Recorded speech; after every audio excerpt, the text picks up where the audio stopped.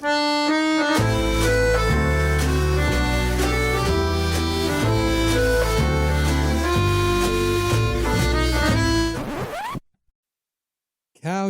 Capella. Database as a service is flexible, full-featured, and fully managed with built-in access via key value, SQL, and full-text search. Flexible JSON documents align to your applications and workloads. Build faster with blazing fast in-memory performance and automated replication and scaling while reducing cost. Capella has the best price performance of any fully managed document database. Visit couchbase.com/screaming-in-the-cloud to try Capella today for free and be up and running in 3 minutes with no credit card required. Couchbase Capella.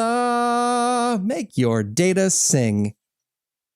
Hello and welcome to Last Week in AWS. Last week was the San Francisco AWS Summit. Yeah, I was expecting a lot more announcements that were germane to things. Well, easier week for me, I suppose. Let's dive on in and see what AWS has gotten up to last week, those rascals. Amazon Macy adds support for discovering more types of sensitive data. And attendant with this comes the ability to discover more types of sensitive cost centers, as this thing misconfigured still costs a king's ransom despite their cost improvements. Amazon Neptune now offers a free trial. No one knows what the hell a giraffe database is, but now you get a free month of begrudging usage to realize that you still don't know what the hell a giraffe database is. Amazon Polly launches a new Austrian-German neural text-to-speech voice. I can't wait for my Roomba to yell at me in a voice that sounds like Arnold Schwarzenegger's robot sister. Amazon Textract launches new queries feature within Analyze Document API. Nice. I can ask intelligent questions about documents that Textract analyzes, such as, is this post-employment non-competes that AWS wants me to sign and is scoped to all of Amazon reasonable? I do hope it correctly returns, no, the hell it is not. Auto-scaling in AWS Glue is now generally available. A serverless service is defined by AWS as automatically scales, so now AWS has apparently just flat out forgotten what words are supposed to mean. Announcing general availability of AWS Glue interactive sessions.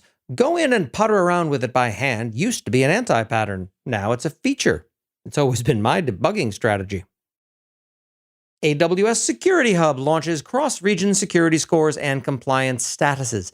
This cuts my workload by 22%. Thanks.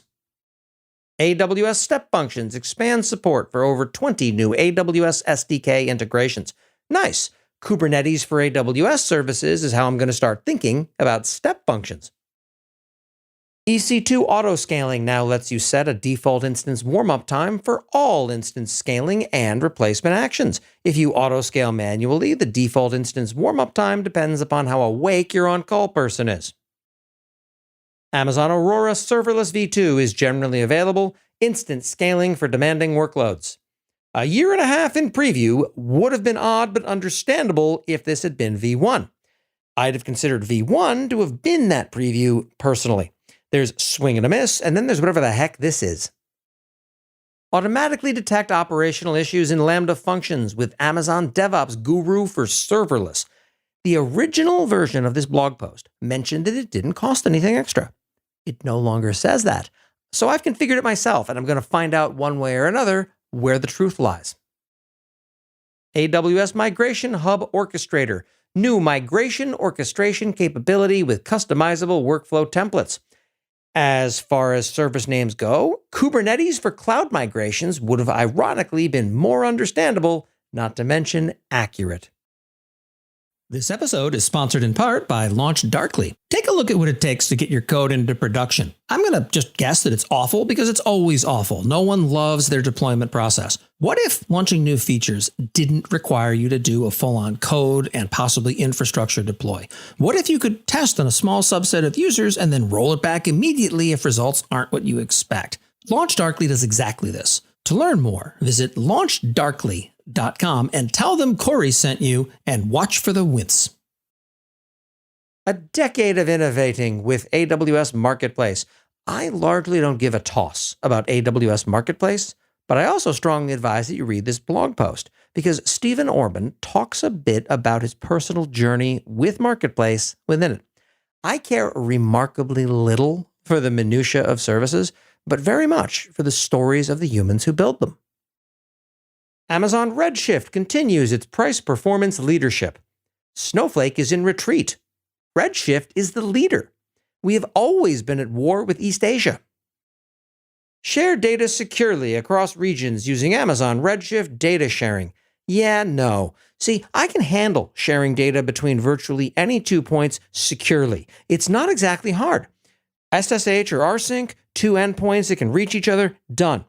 I'm much more interested in sharing data economically, which, thanks to AWS data transfer pricing dimensions, is basically 14-dimensional chess. Flexible IP address management solution for AWS Control Tower. I like this solution very much. It's an alternative solution to the VPC IPAM feature, as per the article. Allow me to translate this for you.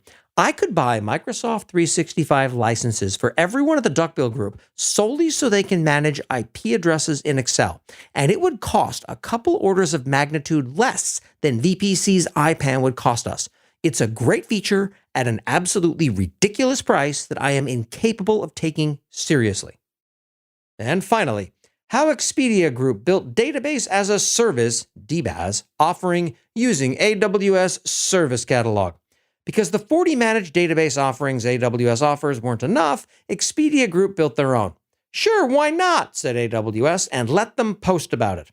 We can only assume that AWS GoForIt with Expedia Group compatibility is a forthcoming reInvent launch.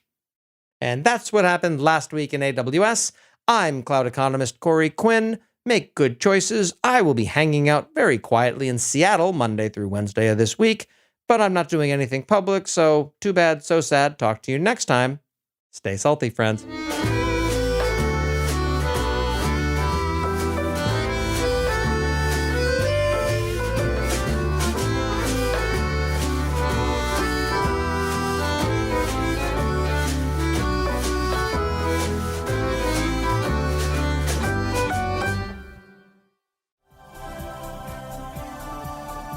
This has been a Humble Pod production. Stay humble.